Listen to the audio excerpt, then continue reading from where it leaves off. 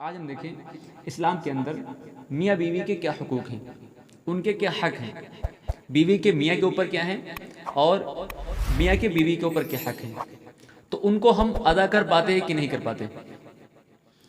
تو ہم نے آج اسلام کی ڈیفینیشن ہی نہیں سمجھی۔ آج ہم نے اسلام کو صرف حج، نماز یا روزہ یا زکوٰۃ کو سمجھا، بس ہم سمجھتے ہیں ہمارا اسلام یہی تک ہے، لیکن اس کے آگے اگر پڑھیں گے، اگر آپ اس کے آگے آپ اسٹڈی کریں گے تو آپ کو پتہ لگے گا کہ اس کے آگے بھی اسلام ہے۔ وہ کیا ہے کہ وہ حقوق، اسلام ایک دوسرے کے حق کو دینے کی بات کرتا ہے۔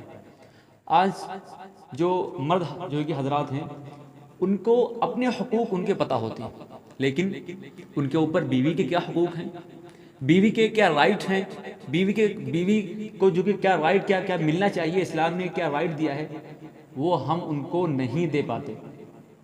کیوں؟ اس کی اہم وجہ یہ ہے کہ ہم نے قرآن کو سیکھا نہیں، اور ہم نے قرآن کو نہ سمجھا ہے، نہ سمجھنے کی کوشش کر رہے ہیں۔ تو دیکھیں اسلام کے اندر ایک عورت کو اور ایک بیوی کو کیا کہا ہے۔ اسلام نے عورت کو محسنہ کہا، احسان کرنے والی کہا، نیکی کرنے والی کہا۔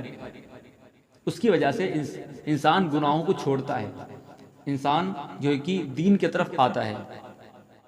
تو نیک بیوی کو کہا، محسنہ کہا، اس کو غلط نہیں کہا، اس کو جو ہے اس کو جو ہے کہ ایک کم طرف نہیں کہا، تو محسنہ کہا، ایک جو ہے کہ نیکی کرنے والی کو کہا۔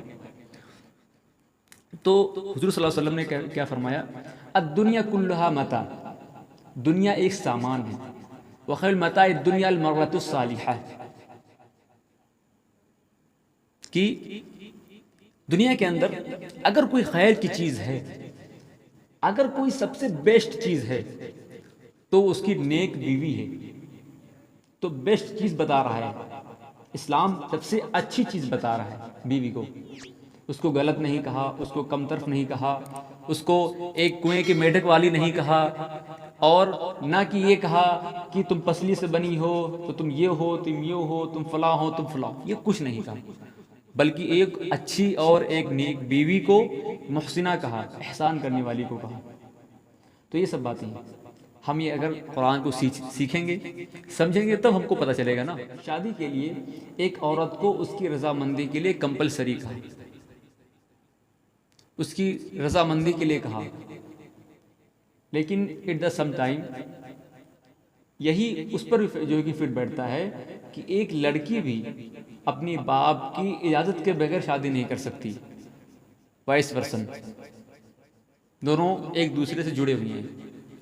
تو ہم یہ دیکھیں کہ اگر کوئی باپ لڑکی کی شادی اس کی رضامندی کے خلاف کر رہا ہے، اس کی مرضی کے خلاف کر رہا ہے، تو اس لڑکی کی شادی نہیں ہوئی، اس کو شادی نہیں کرتے۔ شادی کے اندر 4 چیزیں ہیں۔ نمبر 1 ولی کا ہونا، نمبر 2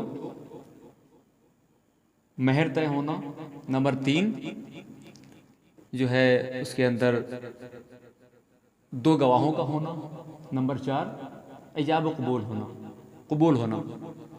تو یہ اتنی شرطیں ہیں۔ ایک بار ہوا یہ کہ مسند ابن احمد کی روایت ہے کہ ایک عورت حضور پاک صلی اللہ علیہ وسلم کے پاس آئی اور کہا کہ حضور میری شادی میری مرضی کے بغیر کر دی گئی ہے، اور میں کیا کروں؟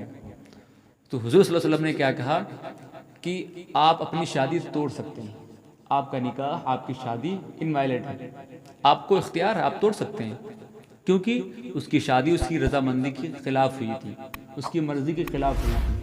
تو آپ اپنی شادی جو ہے کہ توڑ سکتے ہیں، آپ کو رائٹ ہے، اسلام نے آپ کو حکم دیا ہے، یہ اپنے نبی نے کہا۔ پھر اس عورت نے کہا کہ یا حضور میں اپنی شادی کنٹینیو جو ہے کہ رکھنا چاہتی ہوں، میں اپنی شادی یہی ایسے رکھنا چاہتی ہوں۔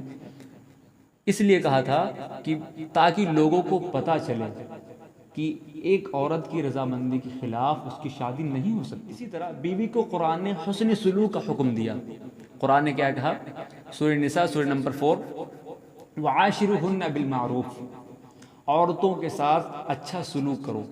ایک حدیث بھی ہے، وہ کیا ہے کہ سب سے اچھا انسان، سب سے معتبر انسان وہ ہے جو اپنی بیوی کے ساتھ اچھا سلوک کرے، ایک خوش مزاجی کے ساتھ پیش آئے۔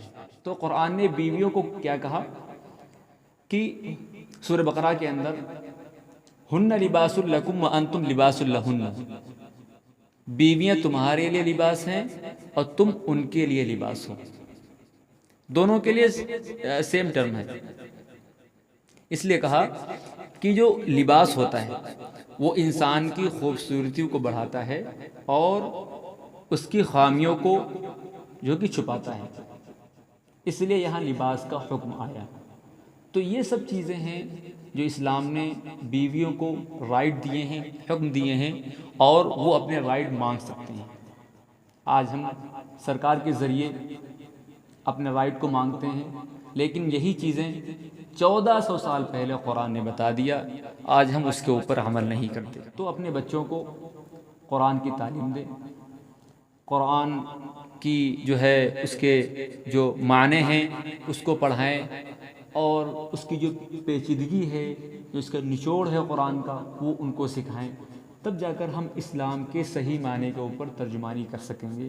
ورنہ اللہ ہمیں معاف فرمائے، ہم کس طرف جا رہے ہیں، کس موڑ کی طرف جا رہے ہیں، اور ہمیں کون لوگ ہمیں کس طرف لے جا رہے ہیں، یہ ہر انسان کو پتہ چل گیا ہے، اور نہیں چلا ہے پتہ تو کچھ دن کے بعد آپ کو پتہ چل جائے گا۔